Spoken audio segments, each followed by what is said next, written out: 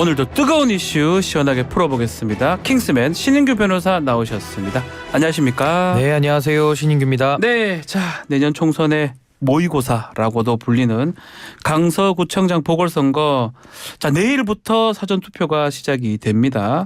자 여자 지도부 총출동하면서 이 선거판이 커지고 있는데 심지어는 서울시장 선거급이다 이런 평가도 있네요.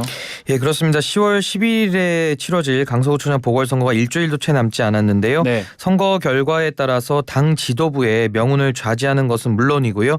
윤석열 정부의 중간평가로까지 받아들여지면서 여야는 남은 선거 기간에 당력을 집중할 것으로 보입니다.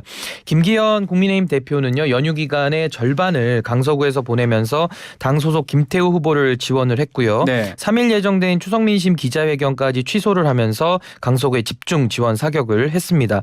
더불어민주당은 서울 강서구청장 보궐선거를 일주일 앞둔 4일에 윤석열 정부 심판을 위한 투표에 참여해달라고 호소를 했고요. 당 지도부와 진교훈 후보 선거 사무실에 다 모두가 총출동해가지고 거리 유세, 재개발, 재건축 관련 간담회에서는 지역 주민들의 고충까지 들으면서 입법 조치를 약속하기도 했습니다. 자 내일부터 이틀간 자 금토입니다. 사전투표가 시작이 됩니다. 지도부도 지도부지만 지지층 과열 양상도 보이고 있는데요.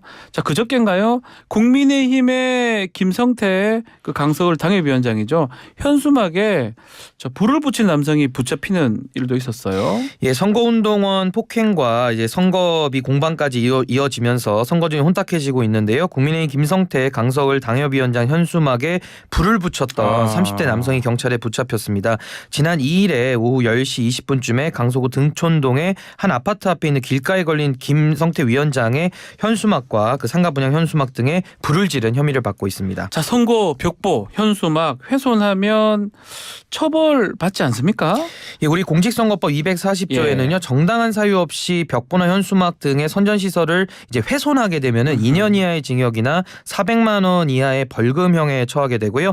형법적으로는 손괴죄 그리고 민사상으로는 손해배상 책임까지도 검토될 수 있습니다. 자 앞서 추석 연휴에서도 그때 선거운동원을 폭행하는 사건도 있었잖아요. 이것도 처벌받지 않습니까?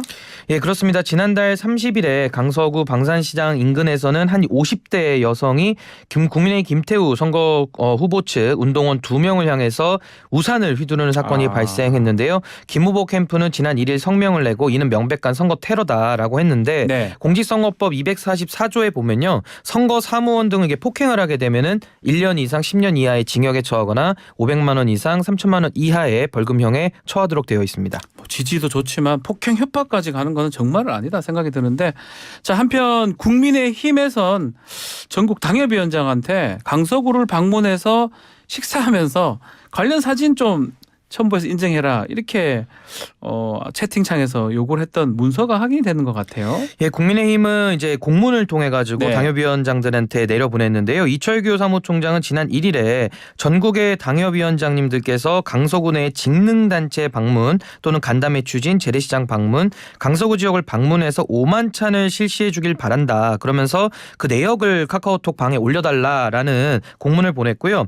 결과 보고서는 이제 그 상세하게 뭐 사진도 찍고 여러 가지 특이사항이나 향후 지원 예정사항까지도 적어달라 이런 부탁을 했다고 합니다. 자 국민의힘은 식사 인증 외에도 강서구 거주하는 지인한테 동료 전화를 좀 실시해라. 그래서 적극적으로 선거에 좀 임하는데 국민의힘이 총력전을 지금 벌이고 있다 봐야 되겠죠? 예, 지금 국민의힘이 구청장의 보궐선거인데 너무 판을 키워놔가지고 거의 이제 뭐 전 당력을 총동원해서 아마 그 후폭풍도 만만치 않을 것 같은데요. 네. 무엇보다도 선거라는 것이 국민의 마음을 얻기 위한 본질적인 역할을 잘 해야지 그건 하지 않고 당협위원장들한테 풀어서 가서 밥 사 먹이고 뭐 직능단체들하고 만나서 대화하라는 식으로 표가 많이 모일 것이냐, 저는 거기에 대해서는 좀 회의적으로 보고 있습니다. 이게 선거법 위반의 소지도 있나요? 어떻습니까? 예, 아무래도 선거법 위반도 좀 의식을 한 것 같아서 공문에는 그 관련 조항도 첨부를 했는데요. 우리 공선법 105조에 보면은요, 이제 그 거리 행진이나 인사를 하거나 소리를 지르는데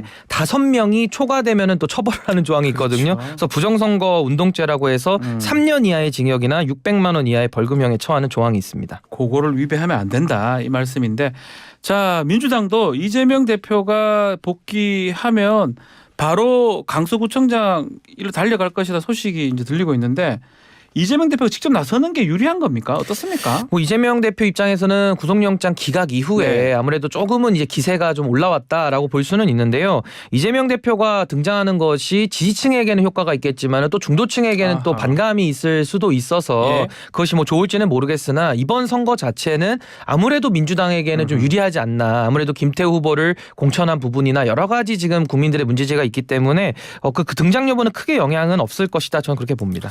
판이 많이 커졌어요.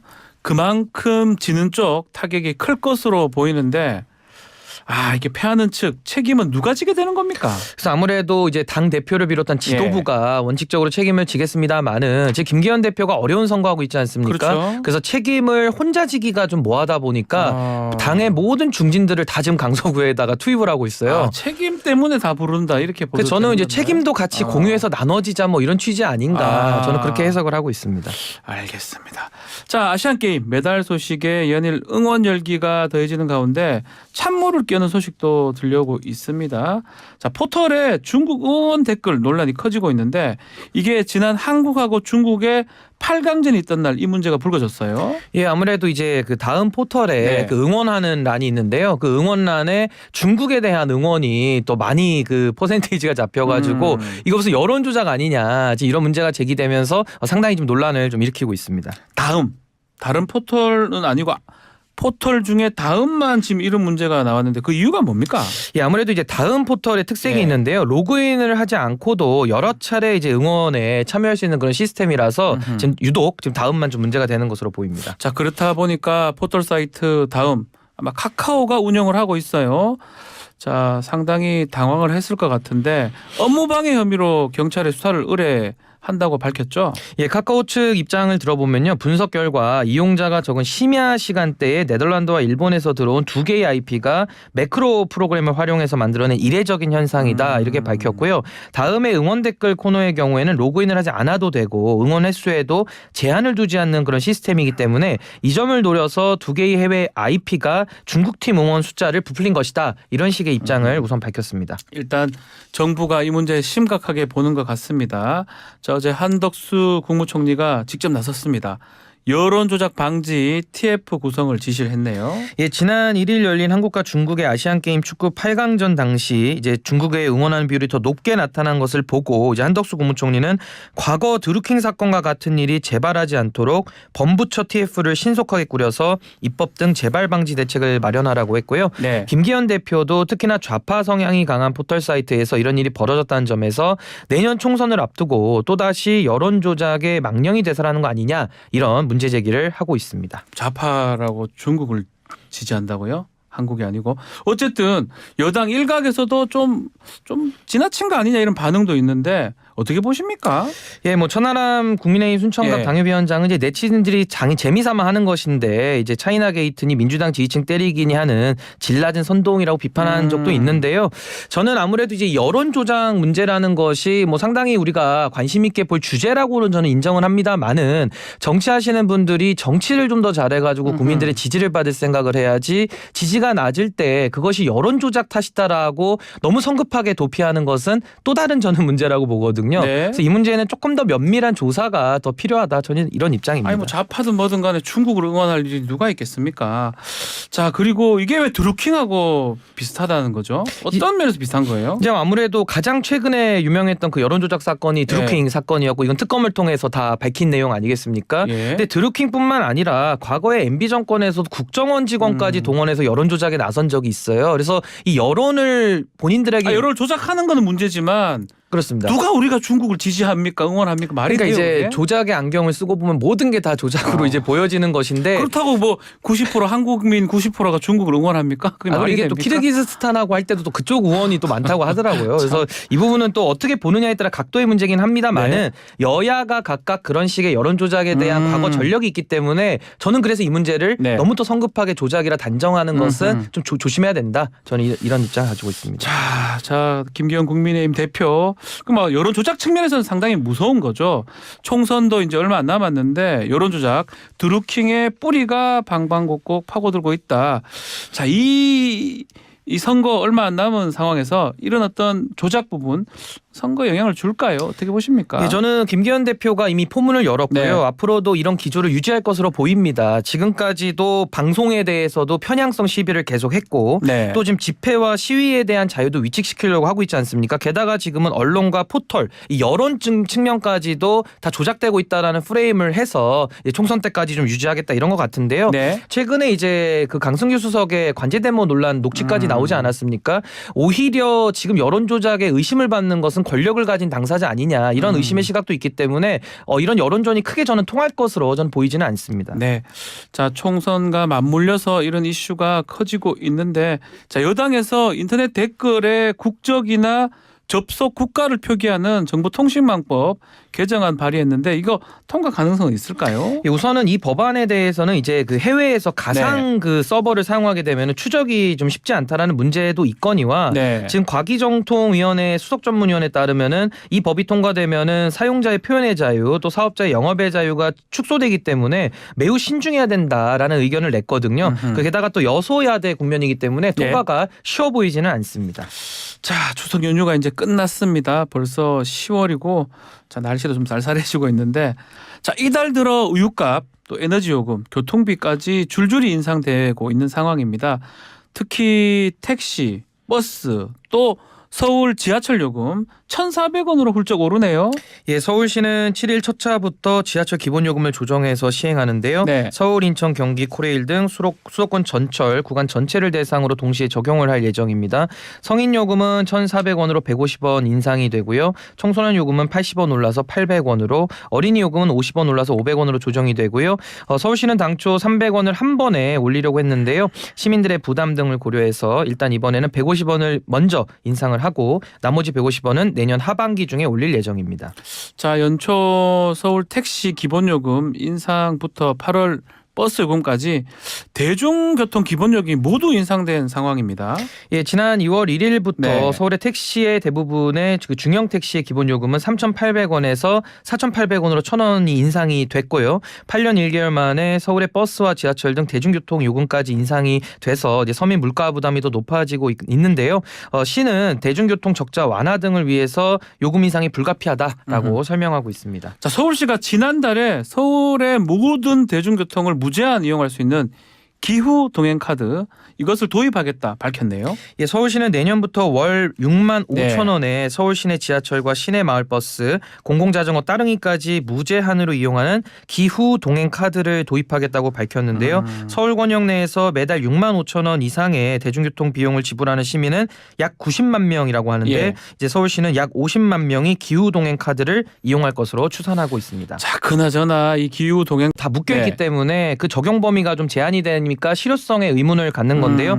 경기도에 거주하면서 서울로 출퇴근하는 경기도민이 약 200만 명을 넘을 것으로 현재 추정을 하고 있습니다. 예. 수도권에서 서울로 출퇴근하는 시민들은 이제 해당이 되지 않을 뿐만 아니라 서울 근교 광역버스와 신분당선도 제외가 되고 있어서 조금은 이 정책의 실효성이 좀 부족하지 않나 이런 비판도 있습니다. 자, 오세훈 그 표에 이 기후 동행 카드 김동연 지사가 동참을 할 수도 있나요? 예, 우선은 인천과 경기 지역에서는 조금 반발하는 움직임도 있는데 이제 실무자들 차원에서 이제 회의는 진행하겠다 이 정도 입장인데요. 네. 이 기후 위기에 대해서는 지금부터도 신속한 대처가 필요하기 때문에 전 이것은 비용보다는 투자의 개념으로 보는 것이 맞겠다 생각이 드는데 조금 더 관계기관들의 협조를 이끌어내서 그 실효성을 높일 그런 필요가 있다고 보겠습니다. 자, 전기요금 또 4분기 전기요금 한전에서 좀 인상을 좀 해야 된다, 이제 안 된다 이런 얘기도 있었는데요. 자, 물가 인상이 좀 걱정됩니다. 자, 마지막으로 아시안 게임 소식도 간단히 짚고 넘어가겠습니다. 어제 축구 대표팀 우즈베키스탄을 2대1로 꺾었습니다. 경기 혹시 보셨습니까? 예, 저도 이제 보다가 잤는데 네. 경기 시작 4분 만에 세트피스 기회에서 에이스 정우영이 선제골을 넣었습니다. 그리고 20분에는 우즈베키스탄의 주장 얄로리디노프가 프리킥 득점에 성공하면서 1대1 승부 원점에 이루어졌는데요. 정우영이 전반 38분 한 골을 더 추가하면서 2대1을 스코어를 만들었고요. 네. 후반전에는 우즈베키스탄의 이딴 무리한 태클로 한 명이 퇴장을 했는데 결국에는 이제 황선홍 감독은 후반에 이강인과 정우영을 교체하면서 승리를 거두고 이제 결승전을 대비하게 되었습니다. 자, 정우영 선수 마이너스입니다. 지금 멀티골 터트린 거잖아요. 득점왕 될 것 같은데요. 지금 뭐 정우영 선수 날아다니고 있는데요. 예. 이번 경기 멀티골로 7골째를 이제 기록을 했습니다. 많이 넣네. 그래서 사우디아라비아의 모하메드 마란을 제치고 이번 대회 사실상 득점왕까지 예약을 했는데요. 2018년 자카르타 팔렘방 아시안 게임 득점왕을 따냈던 스트라이커 황의조의 기록과는 2골 차입니다. 네. 경기 후에 정우영은 공이 왔을 때 차면 들어갈 것 같은 느낌이 있다면서 골을 넣을 수 있다는 자신감이 많이 올라왔다면서 자신감을 표현을 하고 있습니다. 자, 이제 결승전 일본입니다. 우리 황선홍 감독 계획도 한번 들어볼까요? 예, 황선홍 감독은 마지막 한 발 남았는데 네. 모든 것을 쏘아부어서 금메달을 딸 수 있도록 하겠다라면서 자신감을 좀 밝혔고요. 2대 연속 결승 이제 한일전은 오는 7일 금메달을 놓고 겨룰 예정입니다. 네. 황 감독은 이후 여하를 막론하고 승리해야 된다. 마지막까지 끝까지 최선을 다하겠다면서 우승을 다짐했습니다. 알겠습니다. 저 킹스맨 여기서 마무리하겠습니다. 신인규 변호사 감사합니다. 네, 감사합니다. 1부 마치겠습니다.